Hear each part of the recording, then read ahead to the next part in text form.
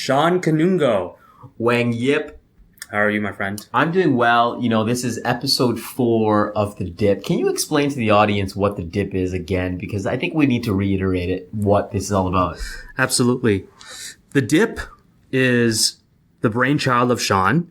And I always say that.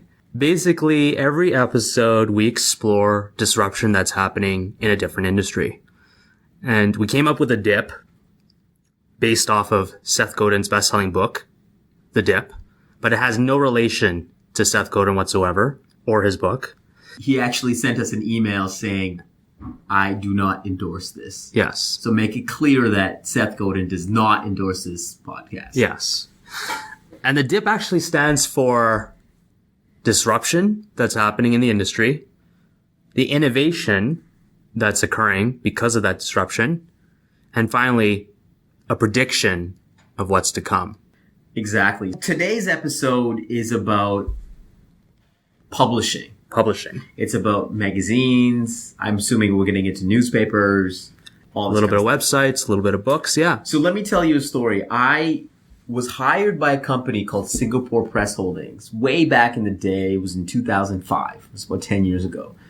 My job was to predict the future of newspapers for Singapore Press Holdings. They had a monopoly over all the newspapers in Singapore. Mm-hmm.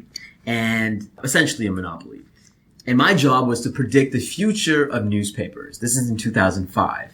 Now, they loved my end results. I got applauded. People love what I did. But now that I look back to my predictions, they were like just incredibly wrong.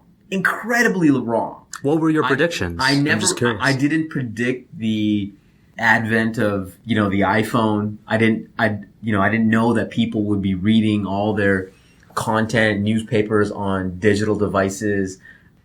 When we were going through the disruption of newspapers, and that was basically my job, is to figure out how they would get disrupted, we were thinking about actually shrinking the newspaper down to the tabloid size, and because they had these big ass newspapers that you would open up and then they would read.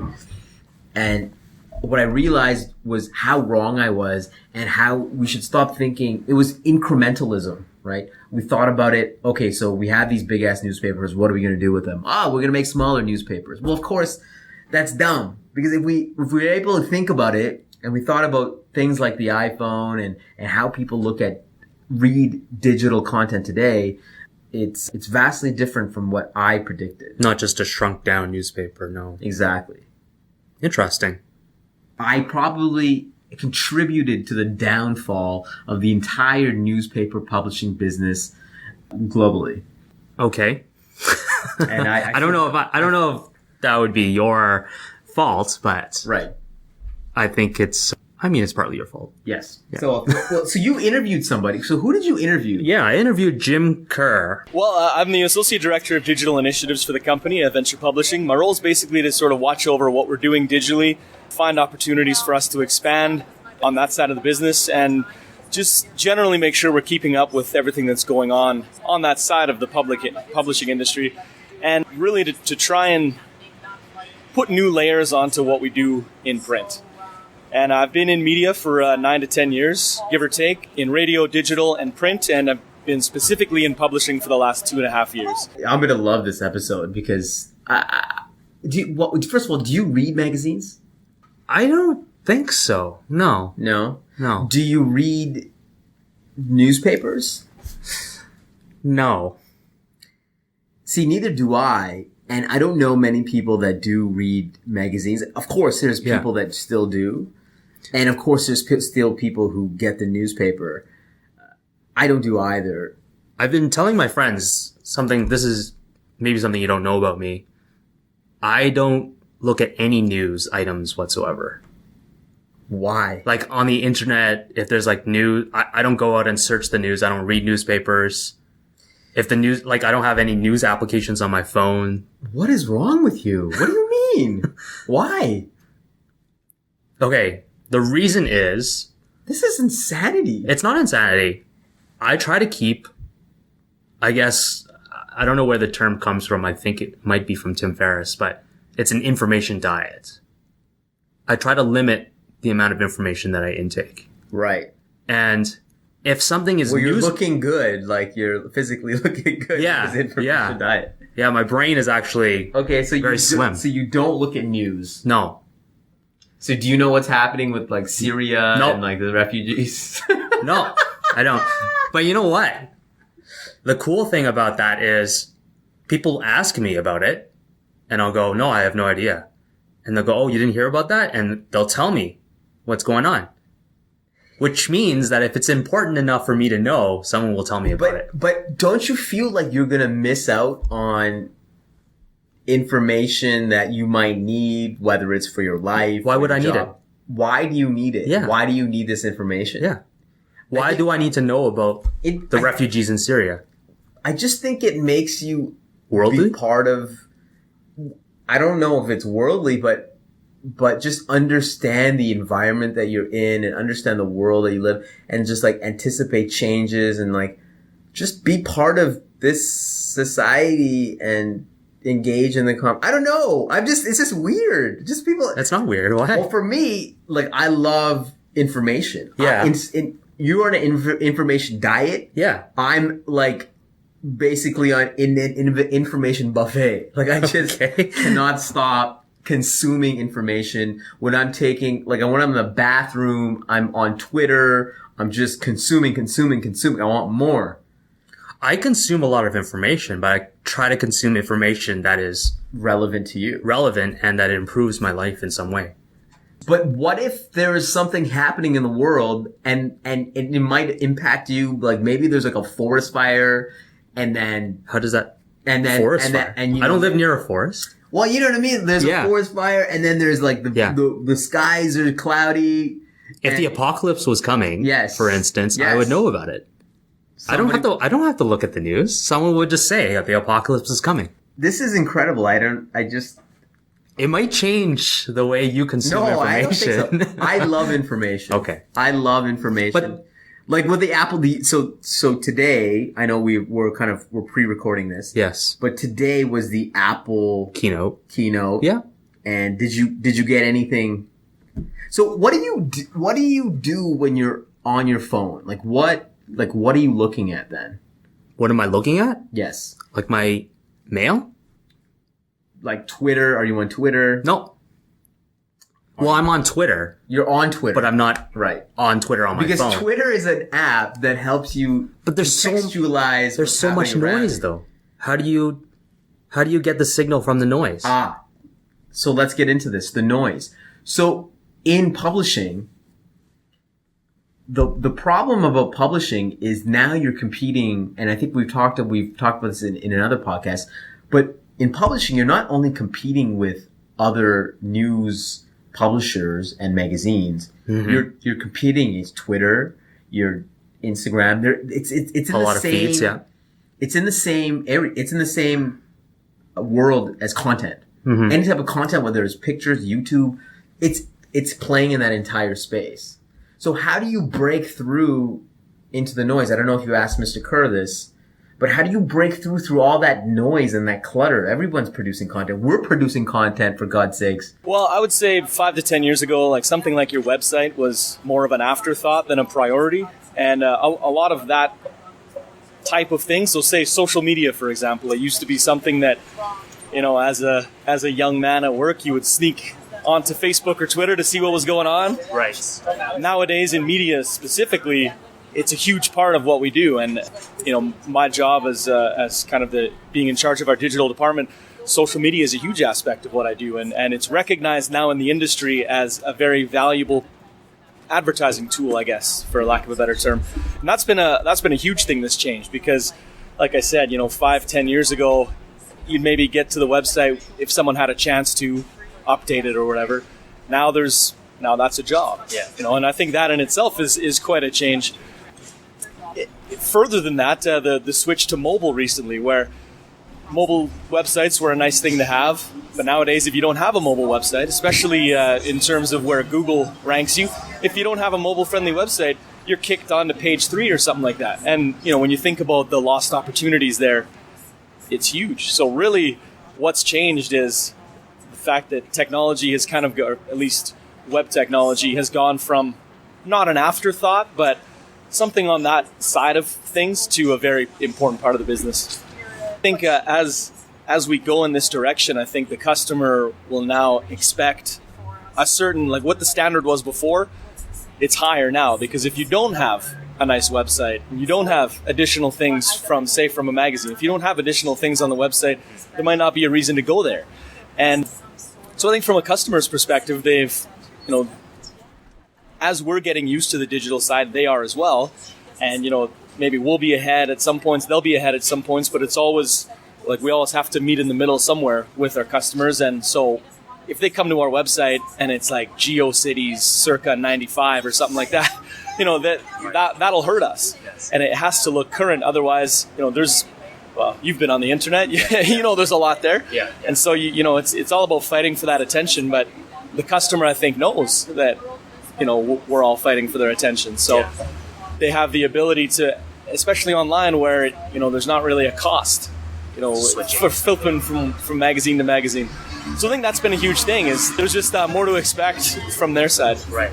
We talked a lot about how advertising is affected by this disruption that's happening in the publishing industry. You would be surprised, and well, maybe you already know, there is a vast amount of information that news sites and Twitter or Google or whatever search engine is collecting from you. And then they're serving up content They're that is contextualizing or personalizing the content for you. Yeah. And that's how you cut through the noise, because you're not going to read through 50 articles if one article says, Sean Kanungo, this is interesting to you. We talked about personalization.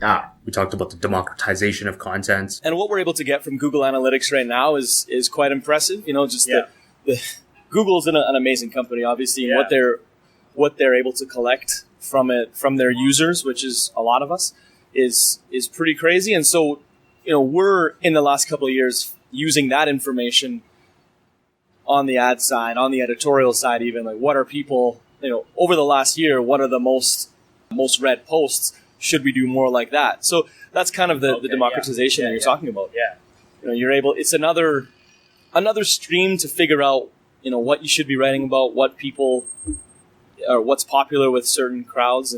For example, right after the NDP came in, a lot of the posts about what will happen to the oil industry on Alberta Oil's website, went through the roof, because, you're able to say like, okay, this is what people are talking about. We're positioned as a leader in this space, so we know that people will click on this. And so that's the democratization. I haven't heard that term, but I like it. We talked a lot about how to do content, how to make great content, which I think is of particular interest to us, of course, because we're trying to do that right now. And how do you make great content? Well, what do you think he said? Well, I'll tell you how I think somebody should make great content. Okay. Is to just make it really fucking good that you would listen to it, or you would read it, or you would watch it. Okay. Or just make it damn good and put your love and sweat into it so that it's awesome. It's amazing. There's so much crappy content out there that it's just inundating the whole place, and you can't find the good content because there's just bad content everywhere. I don't know what he said. He probably didn't say it as angry as I did. So I would say the best thing you can do is figure out your niche. Like who are you trying to talk to? If you're starting a new blog today, what's it about? Figure that out and go hard at that. Make sure that your content is relevant to what you're talking about. It all sounds like very common sense stuff. Yes. But amazingly, it isn't. There's a lot of common sense stuff out there that you find isn't quite common sense across the board. But, find something that, A, that you want to write about, B, that people are interested in, and C, make sure that you're writing with a certain authority. Like you need to know what you're talking about. Yes. And if you cover those three things, I think that the views and the page views or whatever will come. It's also important to not expect it to happen for you overnight. These things take time to catch on, and our world is just one viral thing to the next, and it can take time. Yes. Don't give up right away. But I think the focus is on your content, and ask yourself, like, am I providing a service to whoever's reading this? If it's about hockey, am I telling them why Connor McDavid is going to be the next Jesus Christ? Or am I just saying he's going to be good? And, that there's a difference between those two. Yes. And I think it's really about finding an audience and trying to service that audience. We talked a lot about disruption that's happening in the publishing industry. Yes. Yeah, well, I think one of the big things right now is a move to content marketing from the old kind of advertorial style of content. When you see, a company will put together. You see it a lot in magazines, and it works well in magazines because you turn the page and there it is. Online, it's a different story because you have to see that advertorial and it has to be interesting enough for you to click it, and sometimes they're not. And that's not just us; that's across the industry. And so there's been a move towards this content marketing or branded content, or there's a million names for it right now. Yeah. But essentially, it's forcing advertisers or content creators to earn the attention of the audience by making, rather than just an advertisement. So what people are doing now is putting their name behind content that's relevant to the audience and interesting to the audience, so that it is something that you would click. And it's, essentially, I think what people are starting to ask themselves are we providing a service when we put something like this out? And I think it's also in response to the fact that, the click-through rate on banner ads and display ads online isn't very high. And I think, that's a result of there's so much of it online. We're used to seeing it. It's like when you have the PVR going and you get to the commercial break, you just flick right through it.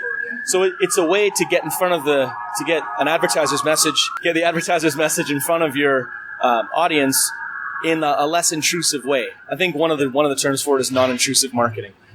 So I think that's a really big one for me that I've seen.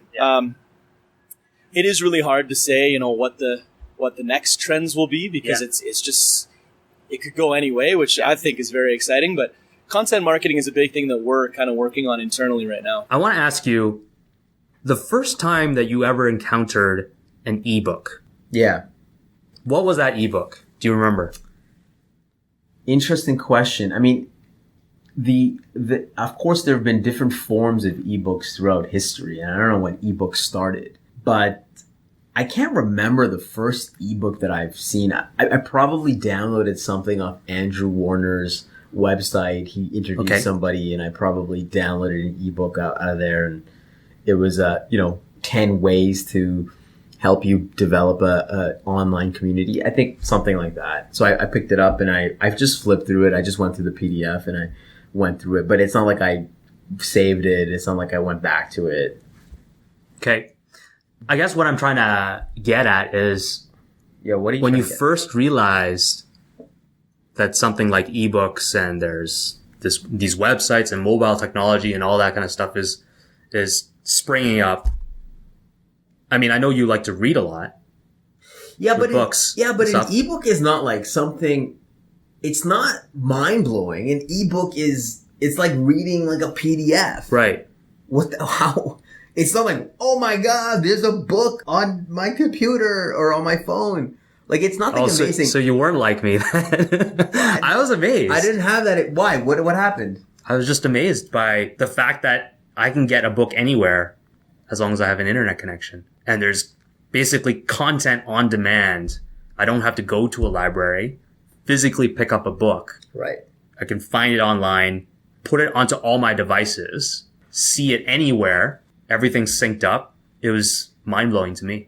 Really? See, maybe because I'm in the business of producing written content. Yeah. And we publish stuff all the time, to our clients. Yeah. That's maybe I didn't find it was amazing. Like, audiobooks, like, I love audio. I'm obsessed with all aspects of audio. Mm-hmm. So audiobooks was an amazing discovery for me years ago because, and audio tapes have been around for God knows when. Forever, yeah. But just the way that Audible has made audio so just easy, user-friendly, so easy to get the content and to listen and to start and to fast forward, and it just makes it so easy. I thought that's amazing. But I didn't get that amazing. No? With content is never like an out-of-body experience. You're never going to be like, oh my God, this is and I'm talking about the platforms. Oh my God, this is such a great way to get new content. I'm sure there's different ways to innovate that, but now we have, of course, there's audio, there's reading, actual paper, there's video, there's going to be 3D, there's going to be virtual. Eventually we can touch content. I don't know what that's going to look like. Just kind of using all your senses. But it's not like an out of body experience. Like, oh my God, there's such an amazing way of distributing content. I don't know. Maybe I'm being too, I don't take it for granted. I don't accept the beauties of the platforms. You've already taken it for granted because Yes. you've already been in. Yeah. Right. See, I haven't been in the content publishing industry. Well, you're an author of 4 books. I am, but just very recently. Right. Like 2 years ago. Yeah, I haven't been in the content business that as long as you have. I didn't predict wrongly about newspapers and things like that. Thanks for bringing that up. Thanks for bringing that up again. So we talked about, how to make great content. That's awesome. Yes. So what is venture publishing doing? Yeah. To break through the noise, get their stuff shared and read and consumed? Yeah. So he had some really interesting strategies about that. I think the best thing is to stay current. Don't get in a position where you're looking at new technology that's come up and you're totally lost. It's easy to fall behind. It's not that hard to sort of stay current with the trends because there's a lot of journalists out there who put it into the terms that you don't need to be a coding expert to figure out. But staying current and knowing what other people in the industry are doing is important. Not so that you can copy them, but that might not be the case. You might see that someone's doing one thing that maybe you were thinking of doing and doesn't look like it's working for them, or you realize that it might not be a fit for you. So I think it's incredibly important to be aware of what other people in your industry are doing, and then to stay current with the developments. Because like I said, it's easy to get left behind, but I don't think it's that hard to kind of keep pace and keep yourself aware of the developments. And if you find yourself in a position where you're sitting there looking at your computer and thinking, I don't know, bring in help. It's if you can't kind of get a handle on it yourself, the smartest people in the world always say to bring in people smarter than yourself and surround yourself with those types of people. And I think that's don't let a lack of knowledge on your end be what stops you from entering this space. I don't know how somebody would break through the noise. And that's why it's interesting to see companies like BuzzFeed. Of course, they have a lot of clickbait content, but they've done, with a very small team, they've scaled to what they are today. Yeah. You look at Vice. I don't know if you're familiar with Vice, but they produce really just outrageous articles, long form content. Yeah. But they do very well. I think they're valued at about $1 billion now. Sure. Amazing examples of people who are killing it in the publishing industry.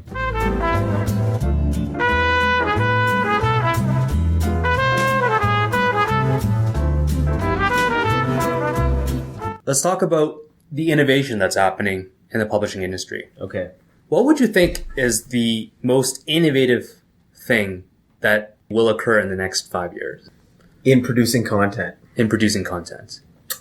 Maybe I'm thinking very incremental, but I think content will be hyper personalized to you and hyper contextual. Okay. So if my wife and I are having a baby, I will be pushed articles, like specific articles on how to be a better dad, 10 ways to be a better dad, 5 ways to be a better dad, or Shawn, you're going to be a terrible dad. Here's an article why.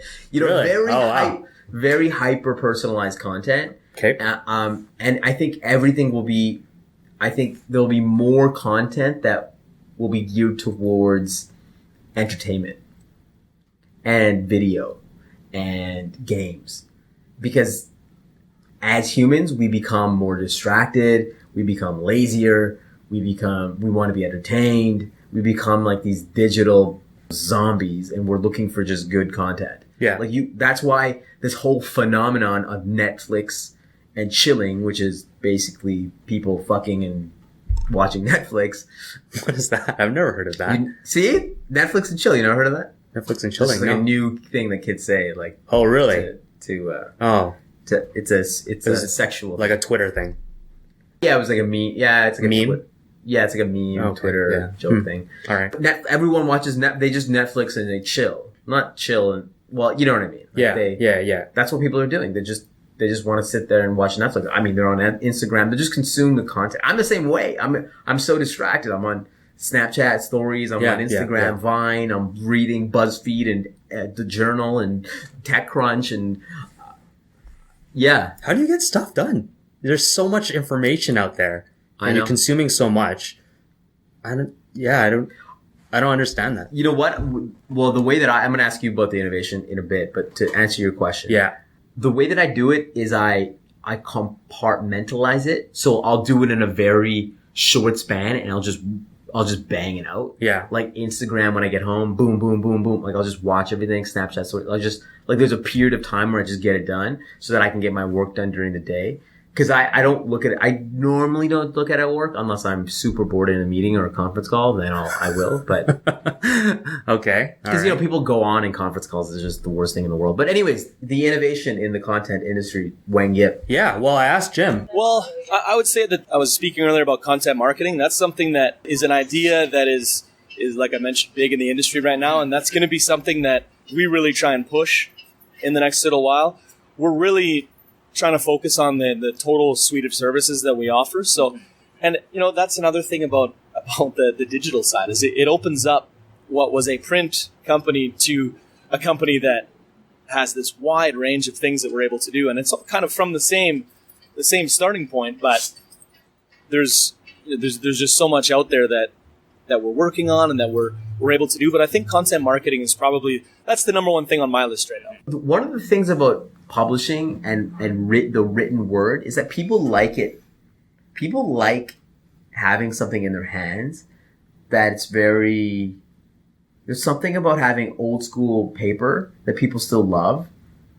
I don't know if that's changing, but if you look at the Kindle too, they've done something weird where if you read a Kindle, it's like, it looks like it's real.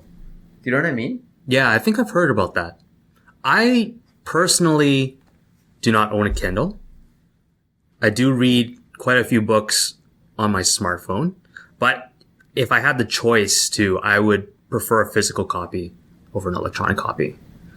And I think the reason why is because I like the tactile feel of a book. Yeah.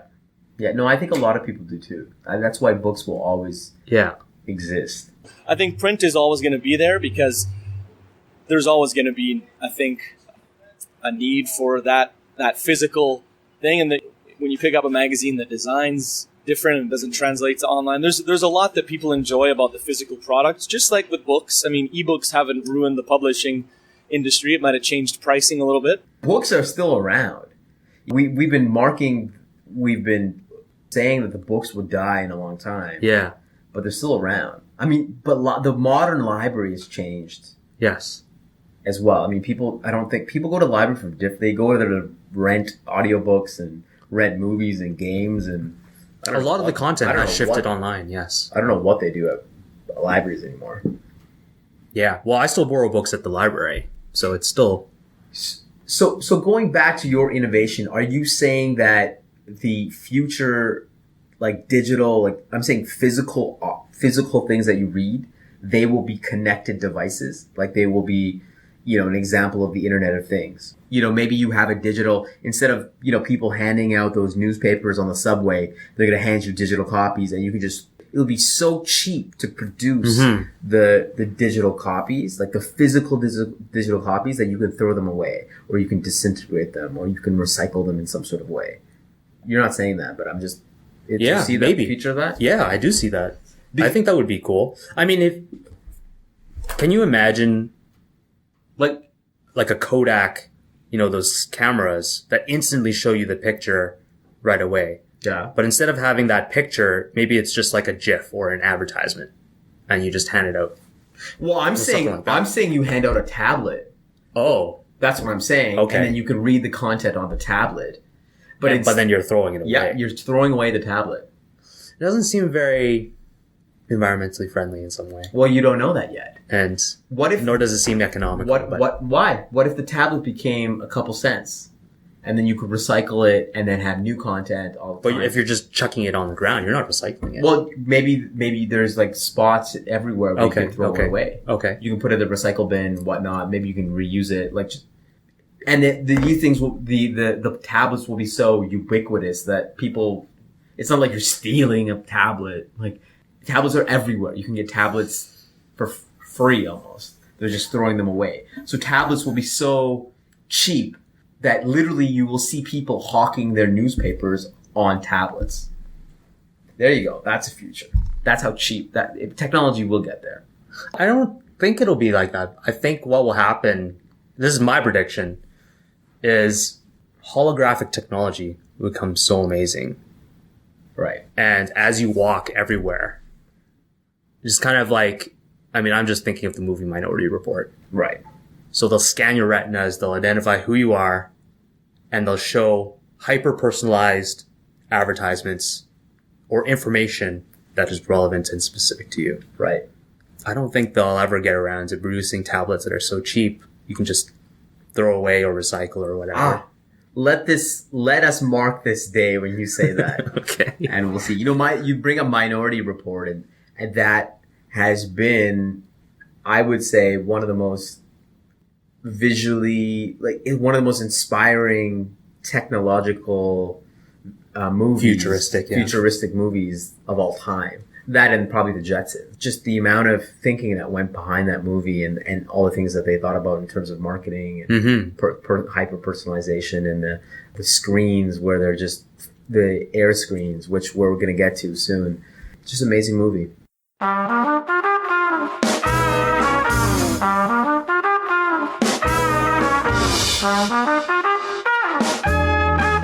What do you think is going to happen to the publishing industry in 20 years? If I gave you a crystal ball. If you gave me a crystal ball. And you could look into it. Publishing industry. Well, the publishing industry will always exist because people will always want to consume content, maybe even more than they do now. But will it exist in its current form? I think digital is going to take over. I think there's still going to be a niche for paper and old school paper.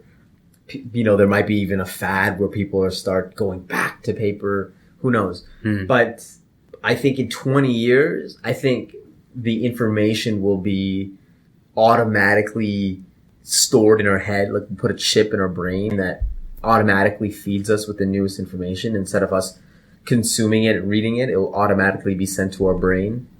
I think there'll be new platforms of publishing, whether it's VR or holograms or augmented reality. Okay. I think those platforms will increase substantially, but the publishing industry will thrive. Just who's going to build those platforms and what type of new engaging content can they build on those platforms? I think that the biggest trend probably going forward in the next little while is going to be on our smartphones. I think that's the biggest thing. Is like right now we've gone from print and some digital to print and digital being probably equal partners. And further to that, you got your website, but then if your mobile site's not up to date, you're in trouble. So the mobile site becomes important. Yes. But right now, mobile sites are fairly simple, I would say. Like even the good ones are fairly simple. It's basically a list of stories, and there's not much to them. And I think the big thing that's going to happen is that there's going to be a massive spike in what we're able to do with the mobile sites. And there's a company called Live Intent that's predicting that this year, 51% of emails, I would assume in the United States, 51% of emails will be read on a mobile phone or a smart device.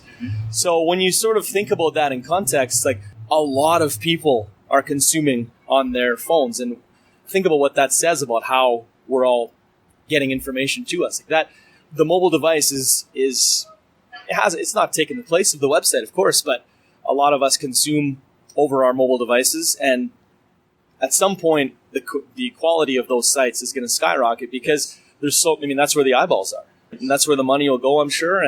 But it's going to be interesting because that will follow what smartphones are able to do. So as they're able to do more, we'll be able to put more, or us as a publishing industry will be able to do more. Yes. And I think it won't be long before seeing someone on a laptop it's already a little less common, I guess. Yeah. The way people are using mobile devices to consume information changes every day, but it's always more towards mobile than to desktop, I'm finding. I think advertisers will have a ton of information on us. We'll be scared. I think that's great. We'll be scared. I think that's great if advertisers have information on us because they can make it. I don't want an advertisement on Pampers. I don't have a kid yet. I want something that I want an advertisement that's relevant. Yeah. And I think advertising right now, and we could talk to somebody in the advertising agent. I think that's the next best person to talk to is how advertising disrupted. No one looks at their phones and no one looks at billboards. No one looks at advertisements in the magazines or papers. It's just the whole advertising game is going to change. Yeah. And it's going to be better. Why does it have to be so spammy? Why can't advertising be awesome? And why can't it be personalized? And why can't it be just exciting? I think it's getting there though. No, we still go on YouTube and we still try to skip the ad as fast as we can. We don't. But what about Gmail and having those really specific emails? I don't about advertisement. Do you ever see those? No, I don't see. Yeah, I block it out. I don't know what you're talking about. Okay. Let's say you're shopping for a car or something and you're communicating back and forth with maybe a dealership or something like that. Yeah. Sometimes at the top, there will be an ad for used cars or for whatever. And it's because Google will scan through your emails, of course, scrub out any personal information and anything like that will link you Good. to the accounts. But I like that. But they know that you're shopping for cars. Good. Then I'm glad. Then they can get me a car that I want. Or maybe a car that's on sale. Yeah. What's wrong with that? I don't know. I think isn't there something, I don't know, it's just scary. There's something Big Brother about it. Listen. That they know everything about you. Well, good. I'd like a Big Brother. I would like a Big Brother. But it's not a Big Brother in a family sense, though. You know what? Google is trying to do things that will help our society. And I don't mind them doing this. I'm not working on the automated vehicle or the driverless car. They are. Yeah. And I can't hate on Google for trying to look at my emails. I'm okay with that. If they're working on things that will advance human society, you got to give up a little bit. You can't complain against these companies that are literally trying to innovate the world and help us be better. Well, I'm not hating on that fact, but it's more so the amount of information that they have on you. You don't want them to track you. No, I don't want them to track me. I don't want them to know where I've logged in. Because every time I access Google, for instance, there's a location, a GPS. Maybe I'm somewhere I don't want them to know about. I guess part of the fear of someone having all this personal information about you is that it might leak in some way and it might come back to bite you. So maybe that's why. Yeah, I think the advertising side is going to look a lot different. Yeah. Right now, the push is to get the print-focused people on both the sales and the advertising side to get more comfortable with digital products. And maybe at this point, everyone's still getting used to it. And, you know, as we've mentioned a bunch of times, like things change every day and there's more to take in and there's more to understand. So I think what we'll see in the advertising industry in 10 to 20 years is a real focus on how people are using the web. So I think by that time, at this point, the demographic information that's available online is kind of terrifying if you let yourself, think about it that way. I think in 10 to 20 years, the level of demographic information will probably be unfathomably specific to, maybe to the individual. It's going to come down to salespeople, getting fully onto that side of digital. I think what you're going to see is, I think what you're going to see is a demographics going to an entirely new level or demographic information, I should say, where you're able to give advertisers what I find a maybe scary look at, a scary specific look at what your customer base is and how they behave online. And I think that the stats and the data that we'll have at that point will just be incredible. Mm-hmm. If we were able to see it right now, just take a glimpse, I think it would be hard to even understand. So I think there's what we collect now is it's a lot. Mm-hmm. We collect a lot of information now, whether it's, Google or whoever. And I can't see that slowing down. I think the information that'll be available to advertisers at that point is going to be just incredible. And I think that'll be the main benefit. But also you'll have people that are fully bought in and a part of the digital landscape, as opposed to right now where there is still, from editorial to sales to advertisers to readers to everyone's, still getting used to how digital fits into our lives. And that stat about the email is an interesting one, because every year you see that percentage climb. And in 2015, it's finally supposed to hit the majority, which is pretty crazy. Yes. Well, I asked him a lot of random questions. I like asking people fun questions. And I asked him what advice he would give his 20-year-old self. Okay, Tim Ferriss. Yeah, it's Tim Ferriss. But I found the answer really interesting, because what he talked about was, and I almost wish that I was able to give this advice to my 20-year-old self maybe 2 years ago. And I would, I came into journalism at a time when it was going from you have to be a good reporter and that's it, to you have to be able to record audio, you have to be able to write, you have to be able to take a picture if you're out somewhere. Okay, yeah. So, I sort of came into journalism at the time that was starting to pick up, and I sort of took that as, a bit of guidance. So I would say to my former self that really refine those skills, and to a higher degree than I think I tried to do, because the more you can do, the more you can offer a company, especially when those skills are in the digital space where maybe the older people at your company aren't as comfortable as you are. I think from, I don't know how old you are either, but I think our generation grew up with computers and with the internet and with just at an age where you were exploring a lot. I know for me, I was, I tried all kinds of things, trying to make animations, do all kinds of different, random things, because it was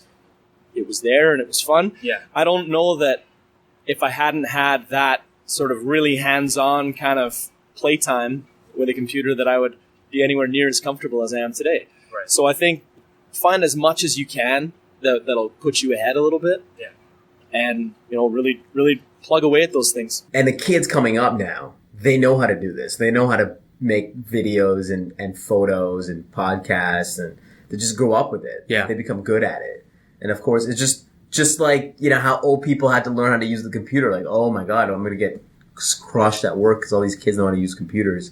Same thing goes with all this video. Like, kids know how to put together like a clip, edit a video in like when they're 10 years old. But also because of the technology has become so good and everything is now on your phone and it's so easy to do. Yeah. So to do all this stuff is just so easy. Anyways, this has been truly, I think this is one of the best episodes that we've had. It was raw. There's some swearing. There was a little bit of swearing. We dived a little deeper into each of our lives. Absolutely, yeah. And then promise that one day one of the episodes, we're going to just dive into you. I'm going to just grill you with questions, and we're just going to dive into you. Why don't we dive into you? And we can dive into each other. Oh, wait. Anyways. Okay. Anyways, thanks, Wang. We'll just leave it at that. We'll see you next week. Okay. See you, Shawn.